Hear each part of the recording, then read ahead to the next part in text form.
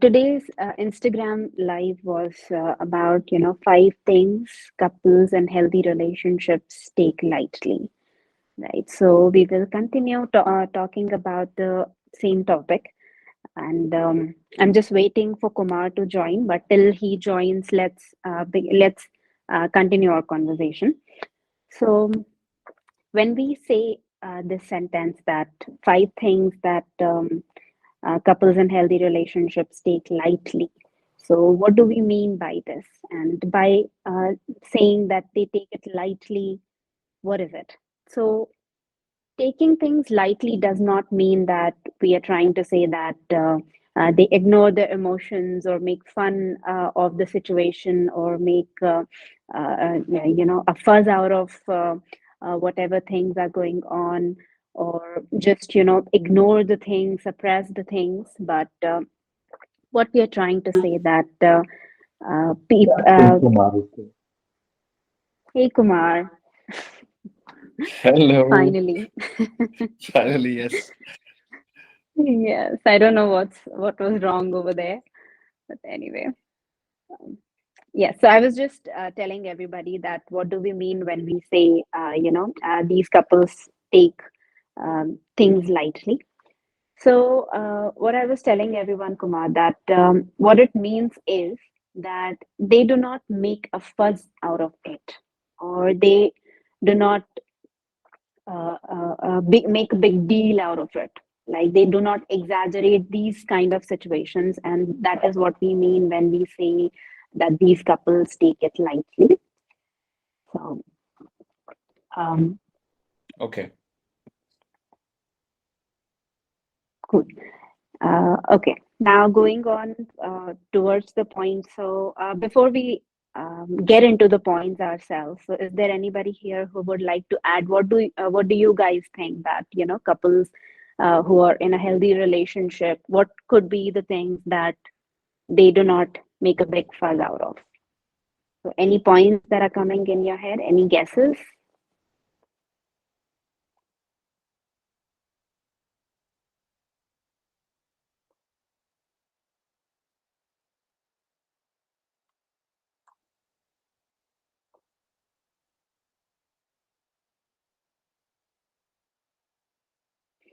Hmm. No guesses. Okay. Okay. So. hmm, The first thing that they don't make a big deal out of is that everybody grows at their own speed. So not this is not just about romantic relationships, but even if we see in all the relationships, we all have our own journeys, and we all are going through our own um, ways of learning things. So maybe what we learn is the same thing, but then we have so many different paths, different ways of learning the same things. So there is a understanding when it comes to healthy relationships which people have, and that understanding is that it's not trying to fix people, it's not trying to decide the speed at which they should grow, or force a process, or say that it's really important, this is the timeline, you have to grow like this. So both of the partners or both of the people in the relationship have a good understanding that there is an intention to grow, there is willingness to grow, readiness to grow. And because there is intention, growth is supposed to happen, growth will happen in its own time. What we can do, so there's this very beautiful quote which I read somewhere long back, that when you want to make the flower blossom, you fix the environment, not the flower, right? So these people have an understanding that we can fix the environment. Two people, when they are in a relationship, they take each other as a part of oneself. So but also they do not force the other person's growth, or they do not decide the timeline or try to fix them. So what do they do instead? They provide a supporting environment so that the other person can grow in his or her own time. For an example, some flowers take a month to blossom, some take a day, some take a week. So there is this understanding, and humans are multidimensional beings, right? For certain issues, we learn so fast. For certain things, for maybe deeper wounds, for wounds which have been very, very deep, at like really at the core of our beings, takes a little more time for us to get processed and get settled and get released completely. So there is this understanding. That is the first point. In this point, anybody wants to say anything? Anybody wants to share anything, or you have any question? Akarma, Kumar, Vanshika, or anybody else?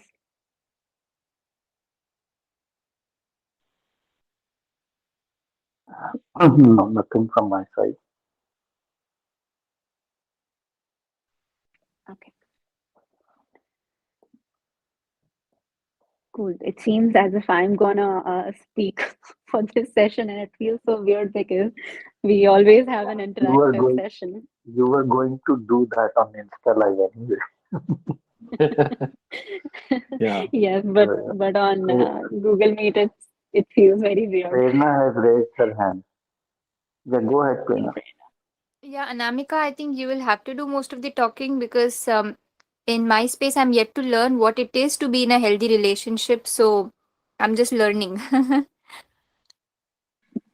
Okay, okay, cool. So that was the first point. Hmm? So they know that they cannot fix the flower. Best we can do for people we love is fix the environment, do things in the environment, provide a supporting environment. Right. Then Okay. coming to the second point. Yes. Sorry, Amrit, I just sorry to interrupt. I just heard Prerna that she's yet to learn about this thing. So I just wanted to ask her, what does she exactly mean when she thinks of healthy relationship? I mean, let's have a conversation. Let's have a discussion as to what's her understanding of healthy relationship, and probably we can build on that. Or anybody. What according to you is healthy relationship, Prerna? Yeah, according to me, healthy relationship is that somewhere friendship has to be the base of it, and they both are working as a team together. And I I mean, according to me, I would feel that whenever there is a conflict, both of them should address it as, what can we do to resolve this so that I can love you 4x more, you know, rather than looking at this as, this is, if this is coming in the way of me giving you that 4x times, love that I actually want to give you. So let us try to see where we can actually, reach a settlement, because I want to give you love 4x. I think that is how it is for me. Okay. Okay. Anybody else would like to share? Um, yes, somebody raised the hand and we cannot see the name though. You can just unmute. Yes, Tina, you can unmute yourself and you can start talking. So for me, a perfect relationship would be being selfless and thinking of the other person first and then thinking of yourself. Plus give and take both ways. It has to be a two-way relationship. Okay.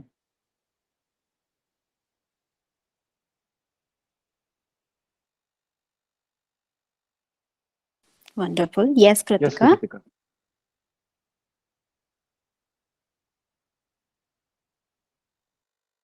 Yeah, according to me, a healthy relationship will be something where it is a win-win situation.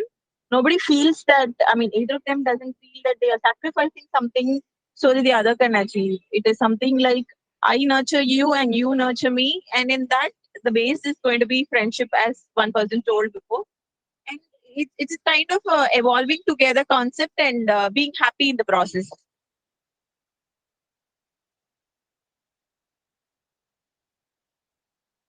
Okay. Great. Great. Great. I mean, I guess I'm glad you asked this question, Kumar, that what do we mean by a healthy relationship? So certainly there are too many things to talk about if we start explaining what healthy relationships are and what do they look like, because everybody is different, everybody's stories, experiences, behaviors, habits, desires, how do they look at the relationship, what do they want, everything is different. And like every human is different, every relationship is different too. But we usually believe that there are 7 pillars of a healthy relationship, which are crucial, right? Which are really, really important, fundamental for any relationship to be called a healthy relationship. So, what are those 7 pillars, right? So, the first pillar of those is trust. And again, this has to be from both the sides. So both people in the relationship are able to trust each other. Then that they are able to say that I am there for my partner, and he's also there for me, or she's also there for me. Then the second pillar is the pillar of acceptance, right? Acceptance of what? Acceptance of emotions, thoughts, habits, behaviors, who you truly are, not just the surface level things which I just mentioned, but who you truly are, and also acceptance of the fact that the relationship and both people in the relationship are evolving every single day, right? There is this core which does not change. That core is the intention to keep the relationship healthy, alive, and evolving. But there are these things and stories and experiences which come in our life, because of which our beliefs change. We think differently, we say things differently, we respond differently. So bringing that acceptance that yes, there are certain things a bit in this relationship which are intact, and there are certain things which I bring complete acceptance to, like also the past which I bring and my partner brings. So we are not fighting here to change the past, because it's a fact, and the acceptance of where we are today. Then the third pillar is the pillar of honesty.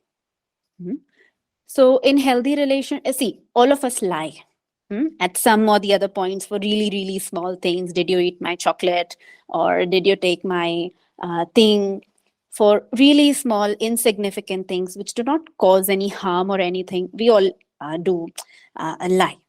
But when we are talking about honesty in relationships, so we are not saying that it's like a rule book. Now you have to live like a robot who doesn't have these things. We are talking about honesty for the relationship, right? And that honesty cannot be brought up until both the partners are in acceptance, they trust each other. So they can be honest with each other only if they feel safe in the relationship, and they feel that even if they can be vulnerable, even if they can they're going to be honest, and no matter how difficult the conversation goes, they can be honest with their partners. So there is this one thing which is intact, that I'll be heard, right? And my partner we have an environment which would be receptive. Then, yes, so I was talking about safety as well. So there is safety. Safety is a must in healthy relationships. So there's nothing in healthy relationships which like make you so insecure that you keep doubting everything, that where is it going? Will it be fine? Will it be this or that? Right? And the most beautiful part is that secure people. So I'm not using the word healed and unhealed here. I'm simply using a regular word, that's people who feel secure, people who feel insecure. So the beauty is that usually people who feel insecure will be attracted to people who are insecure, right? We also talk about attachment styles. So attachment styles, insecure attachment styles, any of those kinds and any combinations. People who are insecure, so they always keep questioning, right? They're either anxious or they are avoiding. But people in healthy relationship have at least done some work to come to a point where they can say that I feel safe and I'm not threatening my partner, and I am also creating an environment for him or her to feel safe. And both the partners say this, not just one. So that is why we say that secure people do not feel attracted to insecure people.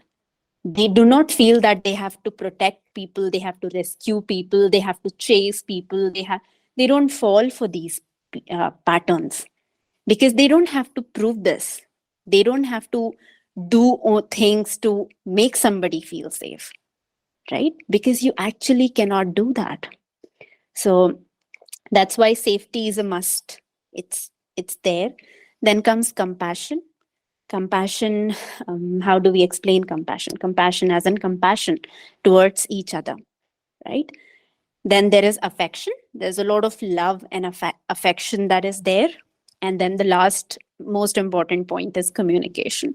And communication is the baby of all of these other points, because communication is one of the most important things. But at a certain point of time, communication is also is also the effect of all of these other causes. Because in case you have trust issues, in case you are not able to be vulnerable, you're not in acceptance with everything that we talked about, it's bugging you, it's creating problems for you. If you're not honest, or you don't feel the other person is honest, if you're not compassionate enough, if you don't have affection for your for your partner, so any of these pillars, if shaken, they're going to impact your communication directly. For you, and communication, you can learn and read hundreds of books on communication, still it will fall short. But if you are a secure attachment style, you properly are that. I'm not saying there's a measure that we can measure it like 100%, but if you are at a sustainable level, communication, 80% of communication problems will be solved automatically. 20%, you can learn out, different ways of saying things. You can learn the love language of your partner. You can, figure out even more, romantic or good way of seeing things. Which you can alter. But 80% of communication problems will already be solved if you move from insecure attachment style to secure attachment styles. So these are the 7 pillars we talk about when we call a relationship healthy. Right. So, Anamika, you just spoke about these 7 pillars, and I just want to ask an open question to everyone out here who's there on the call. Which one of the pillar actually resonates with you at this moment while on the call? When it comes to your current relationships or your current situation, what do you think is the most important for you, which is not there, or which is less in percentage? I'll just repeat those 7 pillars. It's trust, acceptance, honesty, safety, compassion, affection, and communication. So, so not only Anamika, let's have a conversation. And what resonated with you right now out of this 7, and why? Why do you think that's lacking, and what can you do about it? Can anybody share? I really want to listen from others as to which of these pillars resonated with you right now, while Anamika was mentioning about these 7 pillars, and why.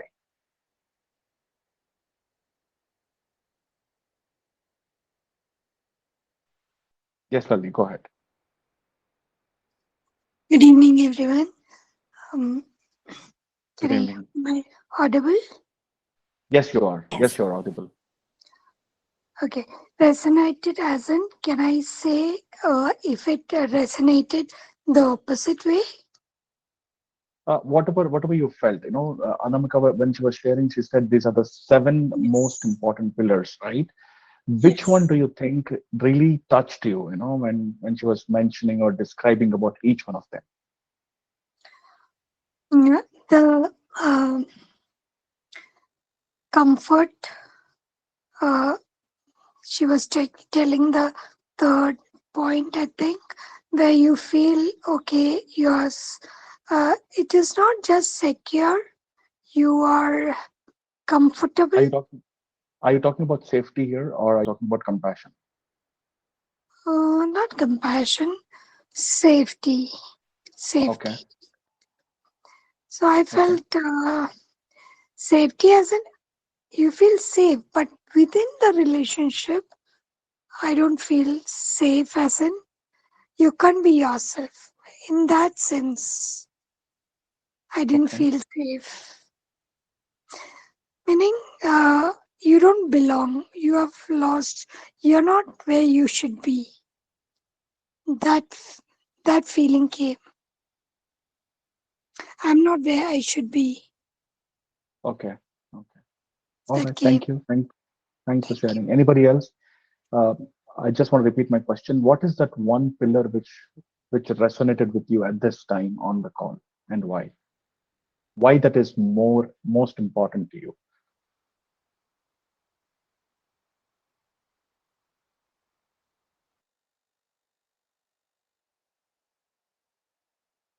So don't worry, guys. You can share like anything, Yes, anything. And anything.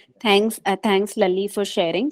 Like Lali, Yes. if you also feel that if any of these pillars are missing from your relationship, or you want to build them, or you want to Mm. work upon them, then also you can share. That's okay. Yes, Tina, go ahead. Ma'am, in the beginning, it was safety for my relationship. Then it turned into honesty and trust.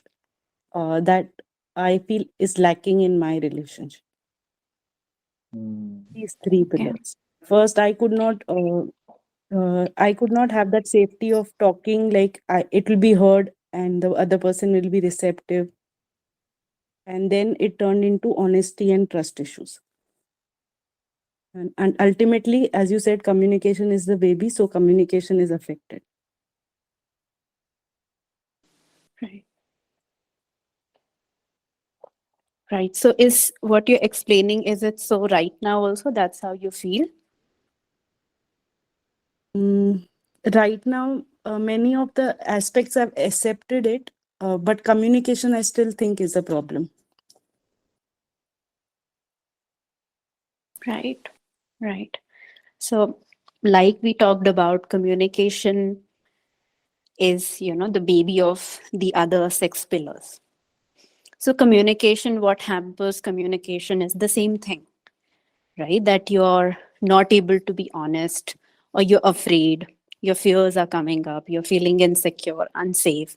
You don't know, right, in which direction the conversation is going to go, right? So, and all of these things, maybe we have trust issues. We don't know how to have a difficult conversation, and having not being able to have difficult conversations is not at all about the words that you say or the sentences that you formulate. That is one part of it, but that is a small part of it. Not being able to have difficult conversations is more about your own discomfort in the situation, right? So that is what we have to deal with first before we try having difficult conversations. Because even if we can do that while having difficult conversations as well. But if we have not learned it, we have not seen where the issues actually are, then it again can turn back into the same circle, into the same loop, right? So again, the answer comes back to working on your attachment style, and seeing which attachment style it is, and moving from insecure to secure.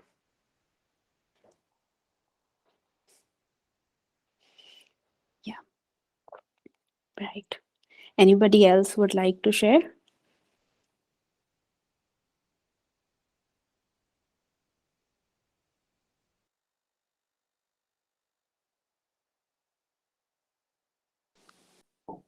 Cool.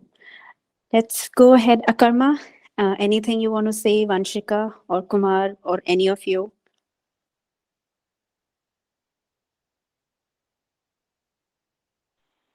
No, nothing coming to my mind. I'm just listening today. So So I just wanted to ask each one of you who are in this call as to, do you know what is your attachment style? You can unmute and you can let us know. Do you know what's your attachment style? I mean, do you even know what is attachment style, or have you gone through any kind of assessment, or did you try to find out what is your attachment style? Not really, Kumar. Okay, thanks for that, Kritika. Anybody else would like to uh, share or tell me what it? Kritika, I think you signed up for Unstuck Yourself workshop, correct? Yes, sir. Yeah. Yes, yes. Okay, good. So we will be covering it in there. Yeah, You will know about it on Saturday. yeah, you'll know about Okay. that, and Yeah. and Okay. I think Tina has raised her hand. Tina, would you like to share something? So I done the Unstuck Yourself workshop. So I know my attachment style. I only wanted to answer. Okay, nice, thank you. The reason I asked you this question is because everyone, if you know what's your attachment style, the idea of having a healthy relationship is moving from an insecure attachment style to a secure attachment. That's the whole point, and that's where all these pillars that Anamika was mentioning will be firm and in place once you reach the secure attachment. I just wanted to share that, and it's amazing that it's been covered in this Unstuck Yourself workshop. So yes, Kritika, you'll learn about that if you haven't yet. Right. Cool. So we started the conversation with 5 things that couples in healthy relationships take lightly. So we have like sometimes. So let's move to the second point. So the first point was that everyone grows at their own speed. We nurture the environment, not the person. The second point is that they do not make a big fuss about differences, maybe differences in opinion sometimes, or preferences, or choices, or habits about how the other person functions or wants to do things in their daily life. So a lot of times couples go through this conflict um, between them that you're not doing this according to me, or that according to me, or it should be like this, it should be like that. So yes, even healthy relationships include some amount of adjustments and compromise, but a little bit of it. There is this understanding which both the partners have, that they can demand or ask for certain things from their partners, and they're also happy to do that for the other person, even if sometimes they have to not do things according to them. Like, for an example, I like white sauce pasta and Akarma likes red sauce pasta. So I don't like red sauce pasta, and he doesn't like white at all. But then, fine, it's I like eatable for both of yes, it's eatable for both of us. Now, when we are working and what we do, that okay, fine. Sometimes we will make this, sometimes we will make that. So both of us are adjusting. It's not that we cannot make both of the types for ourselves. We can, but then we feel that okay, we are working for whole day long, so we are watching something, or we are going for a meeting or doing something. So we feel that maybe it can be a good experience together. So that is more important rather than just what we like. So likewise, in relationships, these small things are there, but these people do not tend to change the other person or force something on the other person completely based on their own perspective or preferences or differences, right? So that is the second point. There is no forcing of their own perspectives, and they take it lightly when other people have maybe a different way of doing things. Then The third point that comes up is they have an understanding that not every day is a perfect day. So there is no such unhealthy, unrealistic expectations towards each other that, my husband is supposed to make every single day perfect, or my wife is supposed to do this. Each of us feel down, and we have our own lows. We feel that way. And we not these people do not get carried away by those things, that how could you be negative or sad. So they have an understanding that we all are humans. We sometimes feel different emotions, different things. So they do not have those kind of expectations with each other, unrealistic ones. So when things even go wrong sometimes, or the days are not perfect enough as planned, then they're okay. That okay, fine. Let's move forward and let's see what we can do with this, rather than cribbing about it, or blaming, or unnecessarily fighting. Then the fourth point is that again about unrealistic expectation. So this unrealistic expectation could be thinking of your partner as a robot. And people in healthy relationships don't have these expectations. So they have an understanding, again, that even the bestest of people who know you the best, and who know everything about you, and who do everything perfectly, they're still humans, and they ought to make mistakes sometimes. So even if their partners make mistakes sometimes, they are okay with it. They communicate about it, talk about it, understand why it could have happened, because they know that certainly the other person did not have an intention to do that, but it happened. So they try to understand the reason about it and talk about it, rather than make a fuss about it.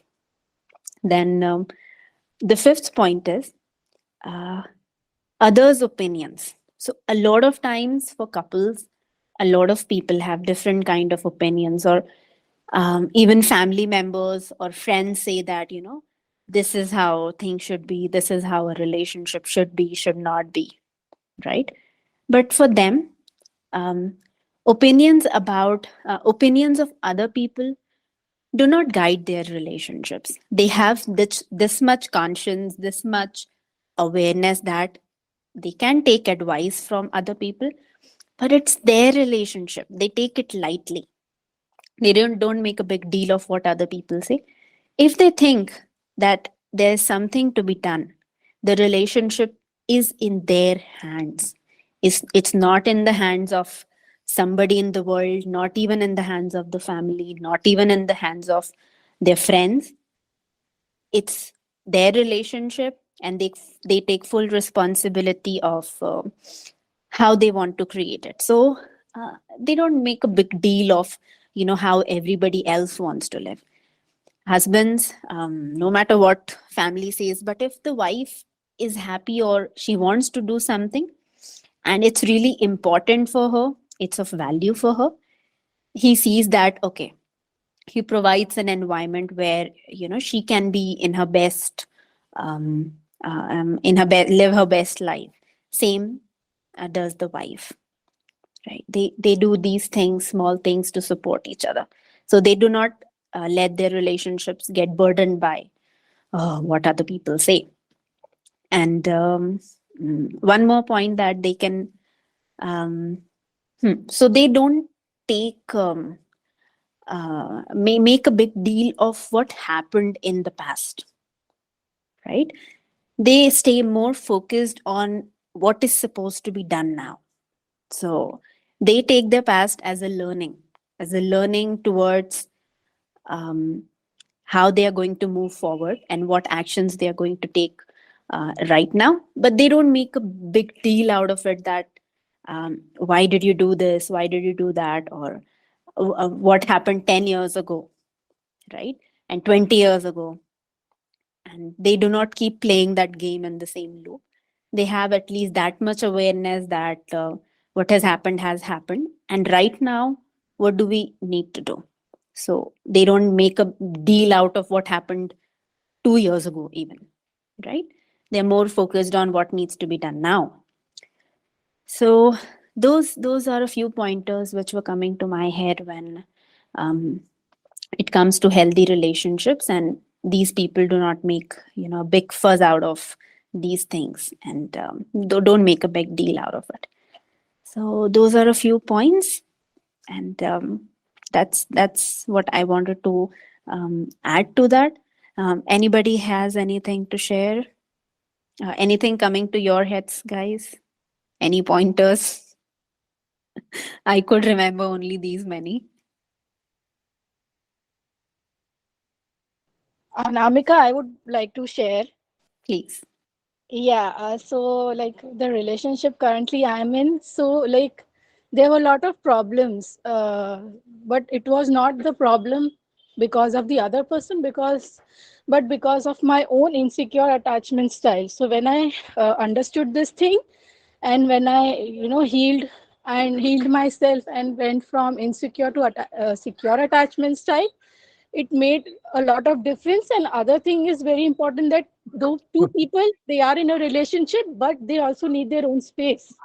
So when you give space to each other, it really makes a lot of difference. So this also is a very important point to understand, that okay, you people are sharing your lives with each other, sharing this bond, but at the same time you have your own thing going on as well, so you should respect that and embrace each other. So that's what I wanted to add here. Makes tons of sense, Vanshika. Yeah. Like yeah, different people could have different choices, like we want our own space, and there could also be people in other extremes who want to party a lot, or go out and be with people and be with friends. So I guess this thing is also understood, should be understood, that the two people, even if they're together, they can have different needs, right? And it doesn't have to be about only your partner all the time. You can sometimes take out time for yourself, and your partner can take out time for themselves, and we all can spend our own individual times as well. Yeah, perfect.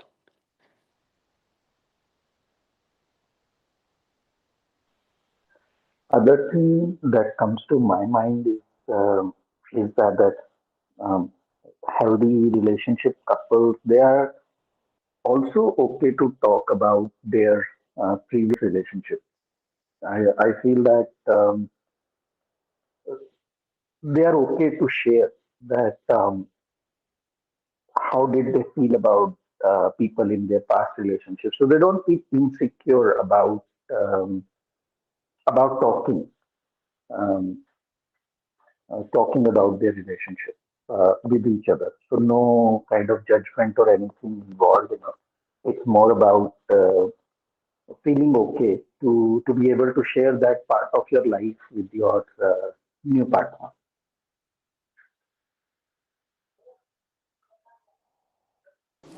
Yeah, yeah, makes sense.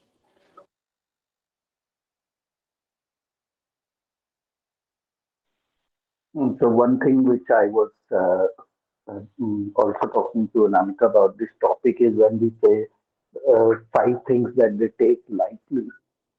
One thing we wanted to make sure that by lightly we don't mean that they don't care, but lightly mean not making fuss about it. So not making a big deal about those things, which um, perhaps couple in unhealthy relationship could. For example, not able to talk about their past with the partner very easily because they feel that maybe the partner will judge them for whatever they have done or not done or anything like that. So not open to talk about it. So that shows an unhealthy approach towards that relationship, and also shows that the partner was perhaps not healed from that relationship. So whatever they've been through, so it's not about whose fault was it. It's not about that whether they were at fault or their partner was at fault. It's not about that. It's about the fact that once I'm healed from that and once I have completed that, those memories and those people don't disturb me anymore. So even if I think about them, I talk about them, it's nothing. It's just a story. There is no emotional charge that is there anymore. It's just like sharing a story, like I was in school and I had these friends and this was this experience and all that, or in college I had this experience. So it's just like that. But if we are not able to reach that point, then it shows that there is still something that we are carrying on. And if we are having an unhealthy approach towards those incidents, we can't definitely create a healthy relationship with a new person. Two unhealthy people cannot create a healthy relationship. That's what I'm trying to get to.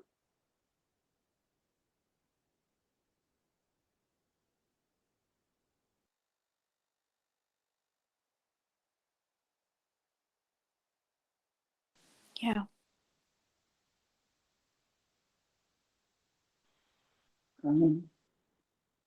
Um, like if we have already covered everything and nobody has anything to say, then we can wrap up the call, right? Oh, yes, yes. Cool. Cool. So, guys, we'll be doing, Vanshika would be doing another session on Friday. So, you all are welcome to join. Yes, Lalli, anything you want to say? So, yeah, when you had mentioned all this, Namika, and if you're not there and you want to get there, you can't, you have to have a partner. And how do you get there? Hmm. So, it's not necessary to have a partner to work on yourself. Yes, but Mm. then but then if you have to test out if you have actually worked or you have not worked, I mean we can think right always that I have worked on myself, but to test it out you definitely need somebody, Mm. right? But for working on yourself, I guess that can always be done alone, because let's suppose we talk about healthy boundaries, right? So people who have difficulty in setting healthy boundaries, it's not that they have only difficulty setting it with their partners. They have difficulty setting it with their co-workers as well. They have Yes. it with their family as well, with their siblings as well, Yes. right?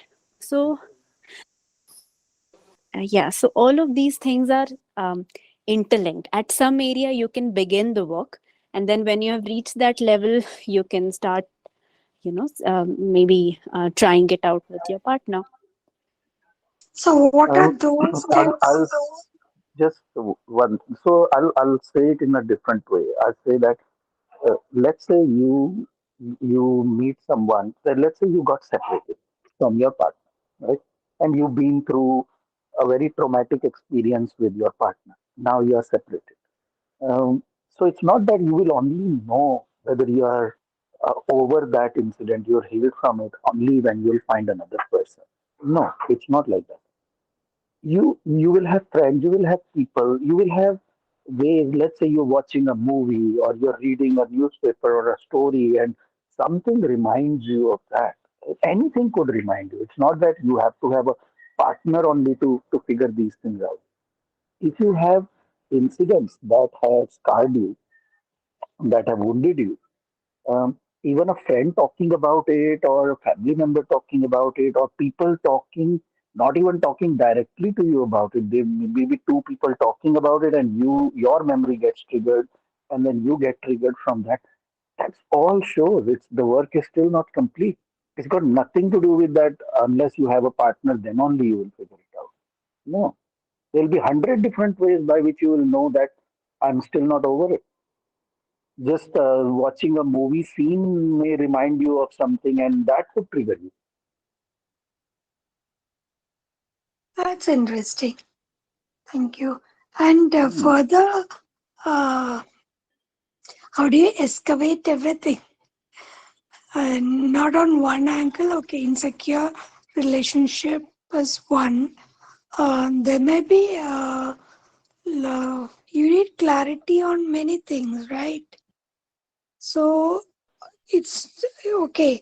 We can work on ourselves and our clarity, but everything may not be excavated there. Also on the other partner, on your partner.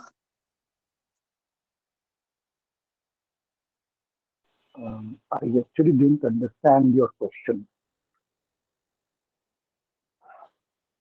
We discuss one point, that is the boundaries. I think Anamika told about boundaries. So setting boundaries. So that is one aspect. So on each aspect, we excavate and see whether the seeds are still there. You are told now. So similarly, every aspect of it. Not There will be lot of, yeah. It's all about being mindful and seeing. It's not that I will wait and test it out only when another person will come in my life. There will be 100 opportunities you will get to actually see that whether the work is done or not. So it's about being mindful about all that and observing your behavior around all these things. okay. And you have your hand up. You want to say, Yeah, hi. how? So, if two people are having, both are having insecure attachment style, and if one has understood the things and if one has worked on their attachment style and healed themselves by changing from insecure to secure, and the other person has not done the work, then how to move in that relationship? How to deal in that scenario? Mm, you will know the answer when you get to that point yourself, because the answer will not make any sense. Correct. You have to Correct. get to that point to actually understand the answer. This is not a theoretical thing to understand that let me fully understand the whole thing and then I will see. It's not like that. When you reach the secure attachment style, then what the other person think or doesn't think, whether they've done or not done, will not bother you anymore. Yeah, it will not bother. But then is it a then it's not a healthy relationship, right? It's not. It's So not. And I've said that on calls many times that often it happens that those kind of relationships just die.